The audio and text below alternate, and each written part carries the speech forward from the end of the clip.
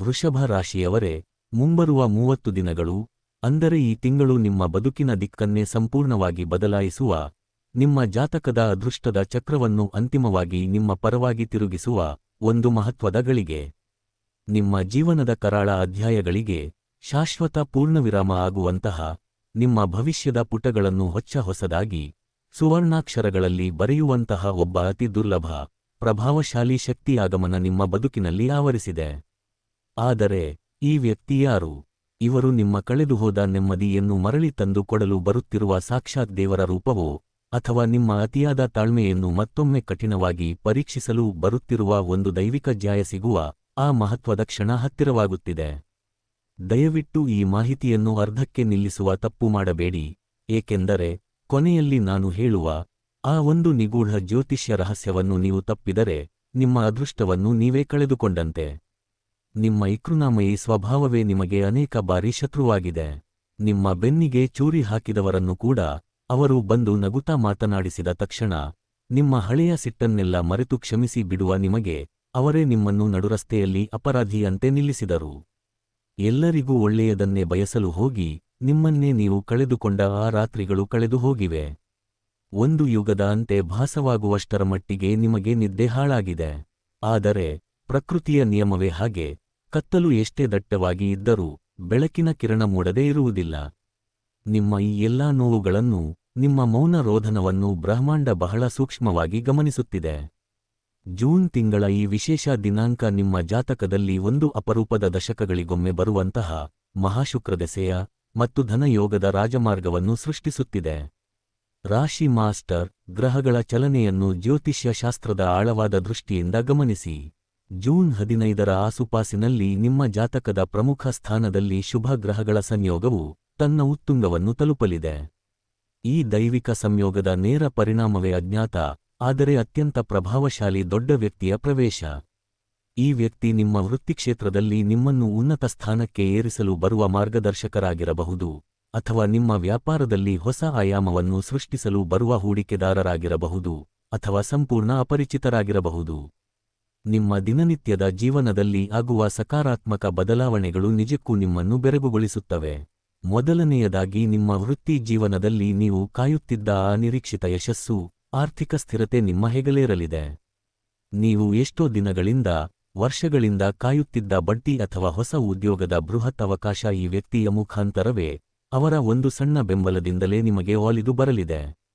ನೀವು ವ್ಯಾಪಾರಸ್ಥರಾಗಿದ್ದರೆ ನಿಮ್ಮ ವ್ಯಾಪಾರದಲ್ಲಿನ ನಷ್ಟಗಳೆಲ್ಲ ಮಾಯವಾಗಿ, ಅದನ್ನು ಅಂತಾರಾಷ್ಟ್ರೀಯ ಮಟ್ಟಕ್ಕೆ ತೆಗೆದುಕೊಂಡು ಹೋಗಲು ಈ ವ್ಯಕ್ತಿ ಸ್ವತಃ ಮುಂದೆ ಬರುತ್ತಾರೆ. ಇದರಿಂದ ನಿಮ್ಮ ಆದಾಯವು ಕೇವಲ ದುಪ್ಪಟ್ಟಲ್ಲ, 10 ಹಲವು ಪಟ್ಟು ಹೆಚ್ಚಾಗುವುದು ನಿಶ್ಚಿತ. ಸಮಾಜದಲ್ಲಿ, ಬಂಧು ಬಳಗದಲ್ಲಿ ನೀವು ಕಳೆದುಕೊಂಡಿದ್ದ ಗೌರವ, ಸ್ಥಾನಮಾನಗಳು, ನೀವು ಬೇರೆಯವರಿಗೆ ಕೊಟ್ಟಿದ್ದ ಹಣ ಮತ್ತೆ ಬಡ್ಡಿ ಸಮೇತ ನಿಮಗೆ ಮರಳಿ ಸಿಗಲಿವೆ. ನಿಮ್ಮ ಕಷ್ಟದ ದಿನಗಳಲ್ಲಿ ನಿಮ್ಮನ್ನು ನೋಡಿ ಹೀಗಳಿಸಿದವರು, ನಿಮ್ಮ ಮೃದು ಸ್ವಭಾವವನ್ನು ಲೇವಡಿ ಮಾಡಿದವರು ಅಥವಾ ಬೆನ್ನು ಮತ್ತು ಕಣ್ಣಿಗೆ ಸಂಬಂಧಿಸಿದ ನಿಗೂಢ ಸಮಸ್ಯೆಗಳಿಗೆ ಸೂಕ್ತ ಚಿಕಿತ್ಸೆ ಅಥವಾ ಶಾಶ್ವತ ಪರಿಹಾರ ಈ ವ್ಯಕ್ತಿಯ ಸಲಹೆಯಿಂದಲೇ ದೊರೆಯಲಿದೆ. ನಿಮ್ಮ ಮುಖದಲ್ಲಿ ಮತ್ತೆ ಆ ಹಳೆಯ ಕಾಂತಿ, ಆ ಆತ್ಮವಿಶ್ವಾಸದ ಮಂದಹಾಸ ಮರಳಿ ಬರುತ್ತದೆ. ಆದರೆ ಅಪಾರ ಅದೃಷ್ಟವನ್ನು ತರುವುದರ ಜೊತೆಗೆ, ನಿಮ್ಮ ಸುತ್ತಮುತ್ತಲಿನ ಜನರ ನೈಜ ಬಣ್ಣವನ್ನು, ಅವರ ಮುಖವಾಡಗಳನ್ನು ನಿರ್ದಾಕ್ಷಿಣ್ಯವಾಗಿ ಬಯಲು ಮಾಡುತ್ತದೆ. ಹೌದು, ನಿಮ್ಮ ಏಳಿಗೆಯನ್ನು, ನಿಮ್ಮ ಮರಳಿ ಬಂದ ನೆಮ್ಮದಿಯನ್ನು ನೋಡಿ ಸಹ ಒಂದು ದೊಡ್ಡ ಗುಂಪು ಇದ್ದಕ್ಕಿದ್ದಂತೆ ಸಕ್ರಿಯವಾಗುತ್ತದೆ. ರಾಶಿ ಮಾಸ್ಟರ್ ಅವರು ನಿಮ್ಮ ಆಪ್ತಸ್ನೇಹಿತರೇ ಆಗಿರಬಹುದು, ನಿಮ್ಮ ಬಂಧುಗಳೇ ಆಗಿರಬಹುದು, ಅಥವಾ ನಿಮ್ಮ ಜೊತೆಯಲ್ಲೇ ಉಂಡು ಬೆಳೆದ ಹಿತಶತ್ರುಗಳೇ ಆಗಿರಬಹುದು. ಈ ಹಿತಶತ್ರುಗಳು ನೀವು ಮತ್ತು ಆ ಪ್ರಭಾವಶಾಲಿ ವ್ಯಕ್ತಿಯ ನಡುವೆ ಹೇಗಾದರೂ ಸರಿ ಬಿರುಕು ಮೂಡಿಸಲು ತಮ್ಮ ಎಲ್ಲಾ ಕುತಂತ್ರಗಳನ್ನು ಪ್ರಯೋಗ ಮಾಡುತ್ತಾರೆ. ವೃಷಭ ರಾಶಿಯವರ ಅತಿ ದೊಡ್ಡ ದೌರ್ಬಲ್ಯವೆಂದರೆ ನೀವು ಒಮ್ಮೆ ಸಿಟ್ಟು ಮತ್ತು ಗೊಂದಲದಲ್ಲಿ ಬೇರೆಯವರ ಮಾತನ್ನು ಬೇಗ ನಂಬುವುದು.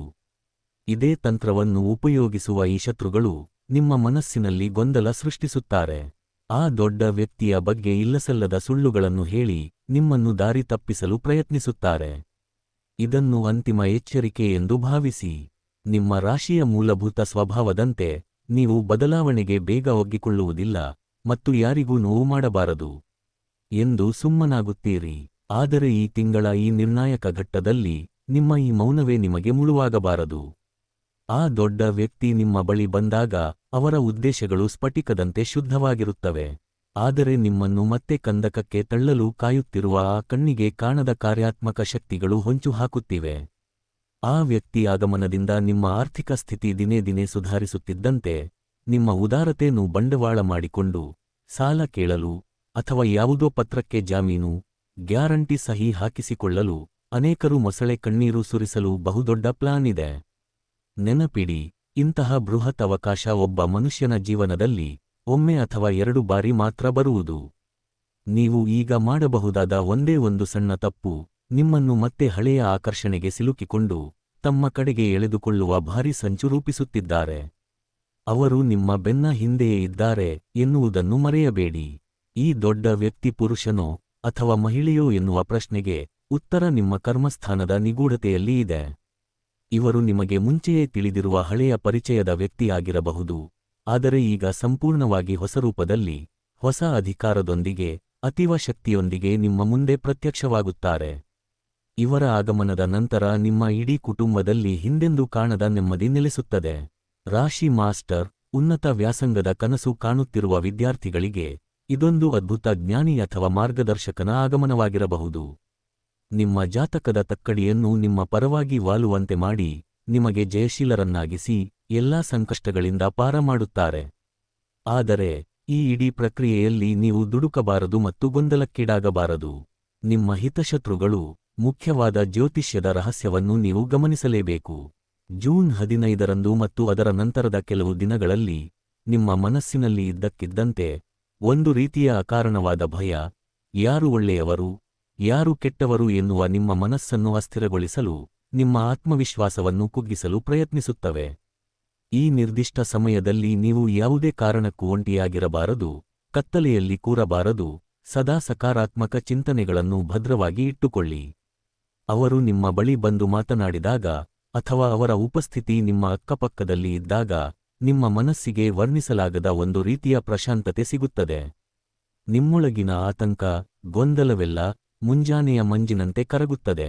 ಅವರ ಪ್ರತಿಯೊಂದು ಮಾತುಗಳು ನಿಮಗೆ ಹೊಸ ಹುರುಪನ್ನು, ಸ್ಪಷ್ಟವಾದ ನಿರ್ಧಾರ ತೆಗೆದುಕೊಳ್ಳುವ ಶಕ್ತಿಯನ್ನು ಮರಳಿ ನೀಡುತ್ತವೆ. ಅವರ ಕಣ್ಣುಗಳಲ್ಲಿ ನಿಮ್ಮ ಮೇಲಿನ ಕಾಳಜಿ, ಗೌರವ ಎದ್ದು ಕಾಣುತ್ತದೆ.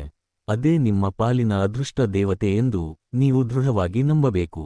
ಅವರನ್ನು ಗುರುತಿಸುವಲ್ಲಿ ನೀವು ವಿಫಲರಾದರೆ ಅಥವಾ ನಿಮ್ಮ ಶತ್ರುಗಳ ಮಾತಿಗೆ ಕಟ್ಟುಬಿದ್ದು ಅವರನ್ನು ಸಂಶಯದಿಂದ ನೋಡಿದರೆ, ಮುಂದಿನ 11 ವರ್ಷಗಳ ಕಾಲ ಕಚೇರಿಯ ಸಹೋದ್ಯೋಗಿಗಳೊಂದಿಗೂ ಅನಗತ್ಯ ರಾಜಿ ಮಾಡಿಕೊಳ್ಳಲು ಹೋಗಬೇಡಿ. ನಿಮ್ಮ ಒಳಗಿನ ರಹಸ್ಯಗಳನ್ನು, ನಿಮ್ಮ ಬ್ಯಾಂಕ್ ಅಕೌಂಟ್ ವಿವರಗಳನ್ನು, ನಿಮ್ಮ ಮುಂದಿನ ವ್ಯಾಪಾರ ಅಥವಾ ಜೀವನದ ಯೋಜನೆಗಳನ್ನು ಯಾರೊಂದಿಗೂ ಅವರು ಯಾರು ಎಂದು ತಿಳಿಯುವವರೆಗೂ ಹಂಚಿಕೊಳ್ಳಬೇಡಿ.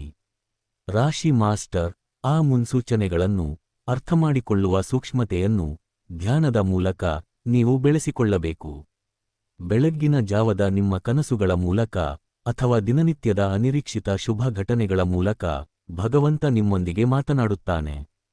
ತುರ್ತು ಪರಿಸ್ಥಿತಿ ಬಂದರೂ ಈ ಸಮಯದಲ್ಲಿ ಹೊಸ ಸಾಲ ಮಾಡುವ ಗೋಜಿಗೆ ಹೋಗಬೇಡಿ ಹಾಗೂ ಯಾರಿಗೂ ನಿಮ್ಮ ಸಂಬಂಧ ಉಳಿಸಿಕೊಳ್ಳಲು ಹೋಗಿ ಕೈಯಲ್ಲಿದ್ದ ಹಣವನ್ನು ಸಾಲವಾಗಿ ನೀಡಬೇಡಿ ಮತ್ತು ಜಾಮೀನುದಾರರಾಗಿ ನಿಲ್ಲಲೇಬೇಡಿ.